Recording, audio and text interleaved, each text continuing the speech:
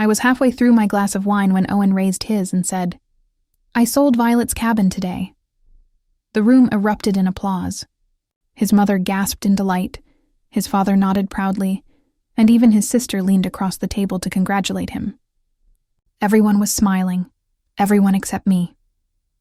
My name is Violet Whitmore, and in that moment I felt the air leave my lungs.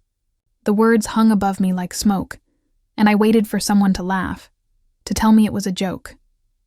But Owen's grin only widened. He wrapped an arm around my shoulders as if he'd done something heroic, whispering, "It was just sitting there, Vi. You'll thank me later." The clinking of glasses echoed, and I stared at my reflection in the polished silverware. My grandfather's cabin, the one place I'd ever truly felt at peace, was gone. Sold. And I hadn't even been asked. I forced a smile, swallowing the bitterness burning in my throat. My pulse pounded, but no one noticed. They just kept talking about profit margins and opportunity, as if I were invisible in my own life. So I sat there silent, listening to their laughter fill the space where my voice used to live. None of them knew that sale would destroy everything they'd built. Before that dinner, my life looked perfect from the outside. I was Violet Whitmore, architect, wife, daughter-in-law who always smiled for photos. People envied the life Owen and I had built, the house with the ivy walls, the holidays abroad, the laughter we displayed so convincingly. But behind those perfect pictures was a quiet exhaustion I never let anyone see. Back then, I believed love meant giving more than you received. When Owen lost his job for the third time, I picked up extra projects. I told myself I was doing it for us, that one day he'd find his footing and we'd balance again. Every late night, every canceled plan, every extra client was an act of faith. The cabin was my reward to myself, a small wooden sanctuary my grandfather left me. I spent weekends there sketching blueprints, sipping coffee by the window, feeling like my own person again. Owen used to tease me for loving it so much. He said it smelled like loneliness and old wood. I told him that's exactly why I loved it. Looking back, I realized that was the last place I ever truly felt seen. In that quiet, surrounded by pine trees and silence, I could still hear who I was. But I didn't know how quickly that voice would start to fade. The first cracks were small, so small I almost convinced myself they weren't there. It started with Owen's jokes, little barbs disguised as humor at dinner parties. "Violet's the real breadwinner," he'd say with a laugh. "I just try not to get in her way." Everyone chuckled, and I smiled along, pretending it didn't sting. But inside, I felt myself shrinking inch by inch. He started calling my projects hobbies. When I stayed late at the office, he'd sigh and say, "Don't work too hard, sweetheart. Remember who you're doing it for." Once, when I told him about an award nomination, he didn't even look up from his phone, just muttered, "Must be nice being the favorite." I brushed it off, told myself he was insecure, that I needed to be patient. But patience has a price. I began to notice missing papers, tax forms, property documents I swore I'd left in the drawer. When I asked him, he said he was organizing things, helping out. I wanted to believe that. I wanted to believe my husband still saw me as his partner, not his competitor. Then came the first withdrawal. A small transfer from our joint account, nothing alarming. "Just a bill," he said. I didn't question it. I should have. Because that tiny amount was just the first drop in a flood I didn't see coming. I didn't learn the full truth about Owen's world until much later, after everything had already fallen apart. But the signs were always there, hidden beneath his easy charm and polished smile. Owen was drowning, not in water but in pride. His real estate ventures had gone sour months before he ever told me. He borrowed money from friends, from his parents, even from people he shouldn't have. Every lie he told was meant to keep his image intact. His parents enabled it. The Whitmores believed that men managed money and women decorated homes. To them, I was the career woman who got lucky, and Owen was the rightful head of the family. They never liked the cabin, said it didn't fit the Whitmore lifestyle. To them, it was just property. To me, it was memory, legacy, and peace. When Owen discovered the cabin's full value, that it had doubled in worth due to nearby land developments, his desperation turned to greed. He told his father he planned to liquidate an asset, pretending I was on board. What I didn't know was that he'd already found a buyer and forged my digital signature on the sale documents. He thought it would fix everything. The debts, the tension, his fading sense of control. In his mind, he wasn't betraying me. He was saving us. But you can't save a marriage by erasing one person from it. And the lie didn't end with the cabin. While Owen was busy pretending everything was fine, I was halfway across the world, holding my life together with quiet hands. My work had taken me to Norway for an environmental design project, a dream assignment I'd fought years to earn. Yet even as I stood in front of glaciers, presenting my designs to officials, I couldn't shake the hollowness that followed me like a shadow. Our calls grew shorter, colder. Owen would joke about how his little architect was off saving the planet while he kept the house running. I laughed it off, though each call left a bruise I couldn't name. When I'd tell him I missed home, he'd say, "You mean you miss that old cabin?" I stopped correcting him when he called it that. I began journaling every night, filling pages with thoughts I didn't dare speak aloud.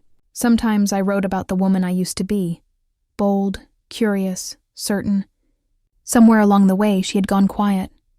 Maybe that's why I started a private savings account, just a small one, something that was mine again. It wasn't about the money. It was about breathing room.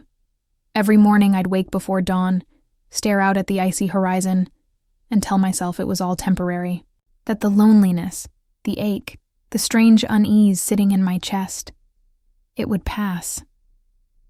But the truth was already catching up to me. And it found me one morning, tucked inside an email that made my blood run cold. The email came just before sunrise. At first, I thought it was a mistake, some automatic notification from the bank. But as I read it, my hands began to shake. "Property transfer confirmation," the subject line said.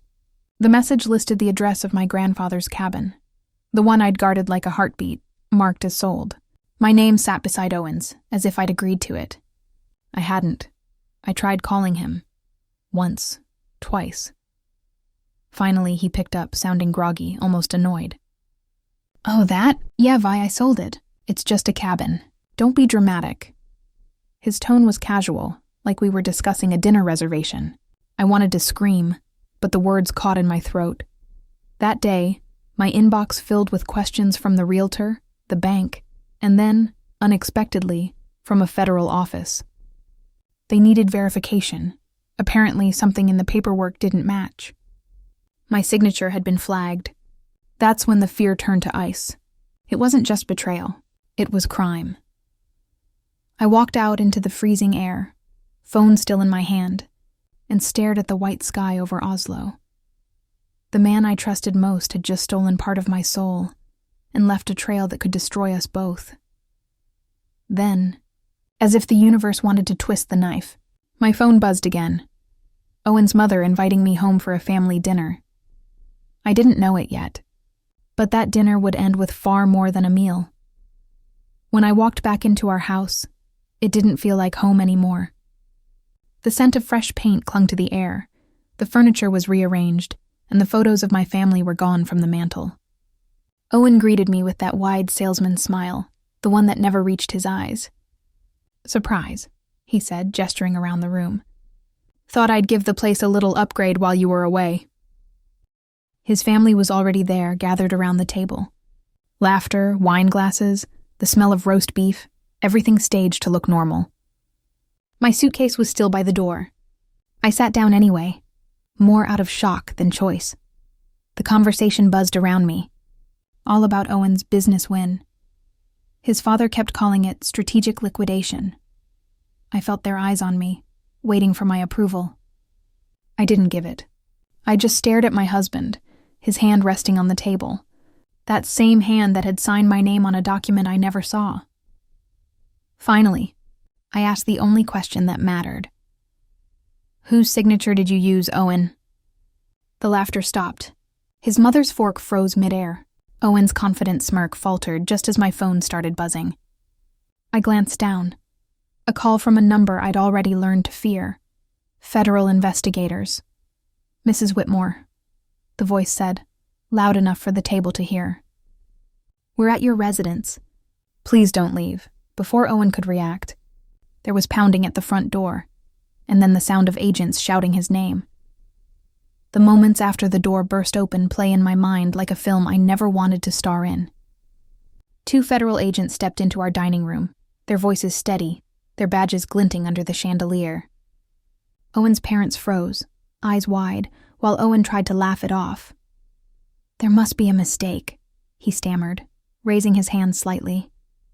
But when they read the charges, wire fraud, forgery, conspiracy, his voice cracked. They cuffed him right there beside the half-eaten dinner, the roast still steaming. His mother cried out, "This is ridiculous. He's a good man." I almost felt sorry for her, almost, because I knew the truth she didn't want to face. Owen wasn't just a liar, he was a thief. And he'd stolen from the person who loved him most. When they led him outside, cameras flashed. Someone must have tipped off the press. The perfect Whitmore image shattered in seconds. Reporters shouted questions I didn't answer. I stood in the doorway, numb, the night air biting at my skin. Owen turned back once, eyes pleading as if I could save him. I didn't move. I just whispered, "You already had your chance." Over the next few weeks, the headlines told the story for me.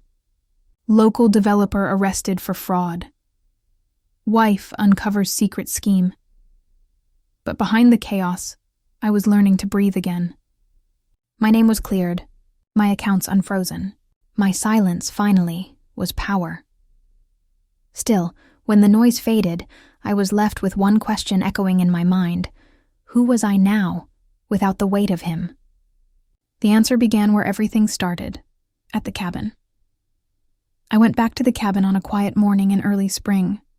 The drive felt endless, the road winding through trees that still remembered every version of me.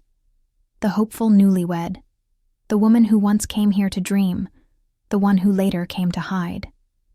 When I stepped out of the car, the air smelled like pine and rain, and for the first time in years, I felt something close to peace.